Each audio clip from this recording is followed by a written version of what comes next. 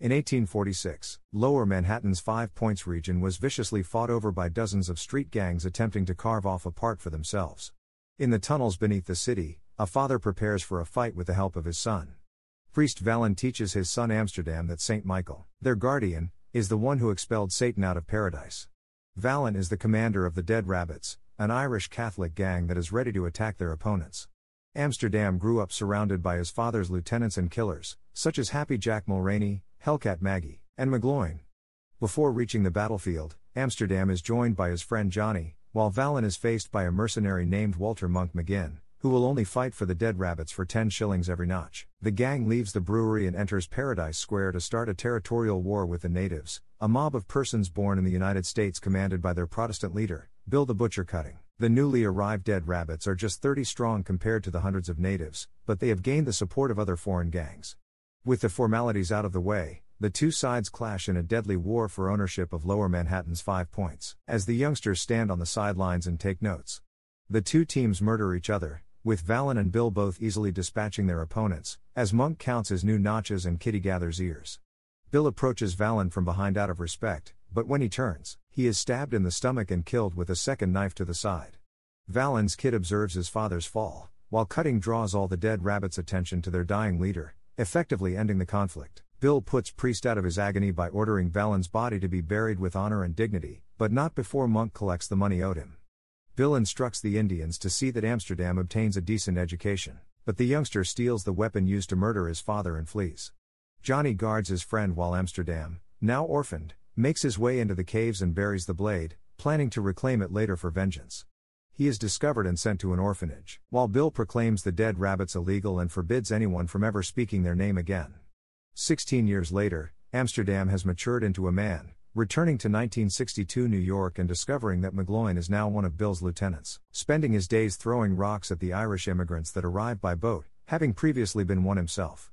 The entire North has just abolished slavery, which the Native Americans oppose, and is about to be conscripted into Lincoln's army. Bill meets with Boss Tweed, who runs half of New York, and proposes an alliance between their two houses because Tweed needs muscle to perform his dirty work but doesn't want his own people engaged. Amsterdam returns to 5 Points and goes to the old brewery to retrieve the knife, which has been untouched for all these years. A grown-up Johnny discovers his identity after recognizing his St. Michael pendant after believing Amsterdam to be dead the entire time. When the two reconcile, Johnny informs him about all of the contemporary gangs, claiming that the Shirt Tail Gang, which previously aided his father in fighting the natives, is now a bunch of dandies. Hellcat Maggie is now homeless, yet she continues to demand victims' ears as payment for her drinking habit. None of the new gangs have the same dirt as the Dead Rabbits, and Johnny claims that the term hasn't been uttered in years, while Monk is shown to now own a barbershop in town. Amsterdam meets Jenny Everdeen, a turtle dove whom he is attracted to and who slips away after successfully pickpocketing Johnny's timepiece. A turtle dove is a criminal who dresses up as a housemaid and walks right into wealthy households, stealing them blind. That night, a structure burns down, and the town's 37 amateur fire departments fight each other like any other street gang. When they see Bill come late with his own fire department, Amsterdam and Johnny rush inside the premises to steal anything they can sell. With the possibility of the fire spreading, the crowd begins breaking into untouched neighbors' homes to plunder them ahead of time. Johnny introduces the newcomer to Shang, a fencer for the natives who hires Johnny and his companion Jimmy Spoils. Suddenly, Happy Jack walks in, now a corrupt city constable, and strong-arms what he wants from their loot before fleeing. Jack is as feared as anybody else in town, and he is revealed to be able to leave his belongings anywhere in the 5 Points without fear of theft.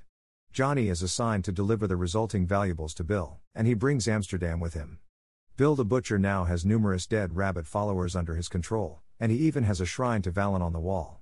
Bill meets the new kid but is unimpressed when he discovers how difficult it is for him to look him in the eyes. The Butcher dispatches Johnny on a mission while instructing him to bring the new guy as backup after witnessing him save Johnny's life earlier during the house fire.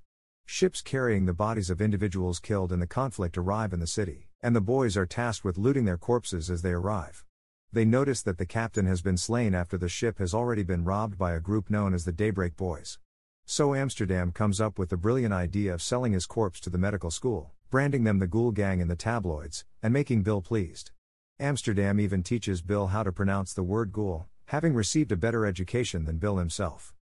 In opposition to the idea of robbing from corpses, McGloin challenges the boy to a battle, whom Amsterdam easily beats and nearly fishhooks.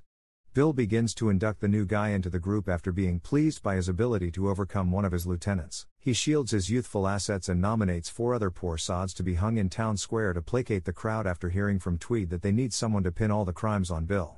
Monk is seen to still have strong feelings for Bill after all these years, subtly hinting to the native that they will fight one day. Amsterdam discovers that the natives have a ceremony every year to commemorate the victory at 5 points. Amsterdam is offered numerous opportunities to assassinate Cutting while making his way into his inner circle, but he reserves it until the ceremony to publicly execute Bill. The Ghoul Gang goes to the old brewery for a dance. They play a game in which Jenny is chosen to choose a person from the audience to dance with, and she chooses Amsterdam. They dance briefly and then go outside to play, but he rapidly loses interest in her when he finds she is one of the Butcher's regular girls. Butcher and Tweed's relationship deteriorates as Tweed seeks more immigrants for his mayoral vote, while Butcher regards immigrants as the enemy and relies solely on native votes. Tweed threatens Butcher as he walks away, but when confronted, he swiftly retracts his statements.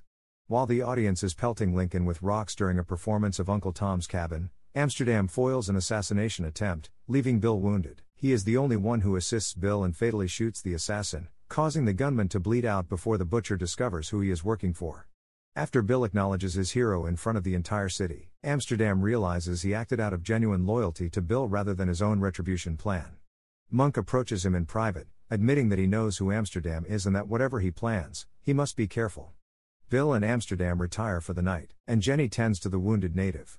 Later, Amsterdam confronts Jenny about Bill, and they argue briefly before returning to playing together.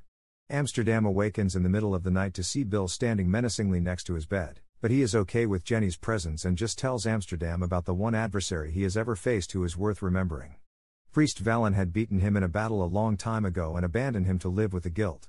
So, for whatever reason, Bill cut his own eye out and rose up with his gang, the natives, to eventually vanquish Vallon on that fateful day. He credits Vallon with shaping him into the man he is now, telling Amsterdam that he has come to regard him as the son he never had. The child is about to murder the Butcher when Johnny tramples on him and discloses his plot to Bill. On the night of the ceremony, Bill is paying tribute to his long-fallen nemesis Vallon while bracing himself for anything when Amsterdam throws a knife at him, which Bill deflects and counters with his own. Bill declares that he is unworthy of the Vallon name for approaching him from the shadows rather than fighting him, then repeatedly headbutts him while the crowd cheers.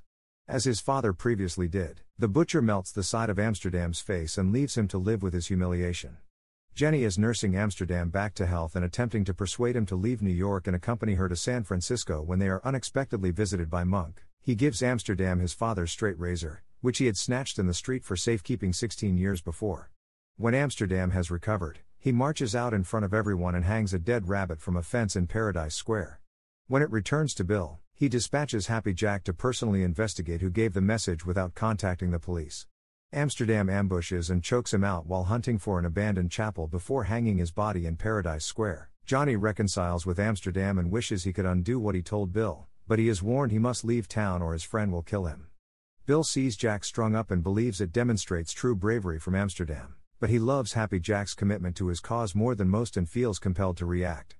Before Johnny can depart New York, McGloin captures him and brings him to Bill, who has him run through with an iron pike in Main Street and left like the dead rabbit, so Amsterdam can put him to rest.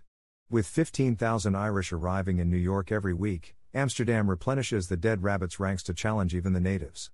Boss Tweed approaches Amsterdam, hoping to gain Irish votes for his mayoral candidacy, but it is only agreed upon if Tweed supports Monk in a race for sheriff.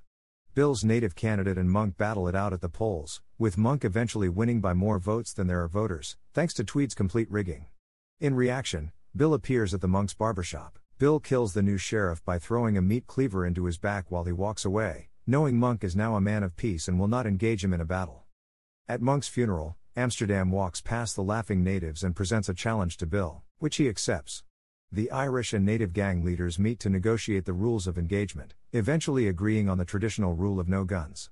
Riots erupt as tensions over the New York City drafts reach a boiling point, and many upper-class individuals are slain by the impoverished. Jimmy is slain after being jumped by a gang of rioters, while Jenny is attacked by muggers and forced to shoot a lady who draws a knife. Union soldiers storm the city and begin slaughtering rioters as the dead rabbits and indigenous clash one last time. Shells fired from the Union ship docked in the harbor begin falling down on Paradise Square. The crowds have dispersed, but Amsterdam and Bill are still searching for each other in a haze of dust and rubble. In the haze, they exchange blows before being pushed to the ground by another shell blast. When the smoke clears, Bill awakens to find McGloin shot down by Union soldiers, and Amsterdam awakens to find Shang beaten to death by them. Amsterdam glances down to see that the butcher has been injured in the stomach by a piece of shrapnel. Bill adds, "Thank God I die a true American," before allowing Amsterdam to finish him off. He dies with one hand on Amsterdam's and a dagger in the other, easily capable of killing the child. The disturbances were finally put down after 4 days, and the deceased were spread out in the middle of the 5 boroughs for friends and family to identify. Bill is buried next to Priest Vallon, with a view of the Manhattan skyline, and Amsterdam claims that history will treat them as if they never existed. Remember to subscribe and turn on notifications, so you can watch more movies like this. Thanks for watching.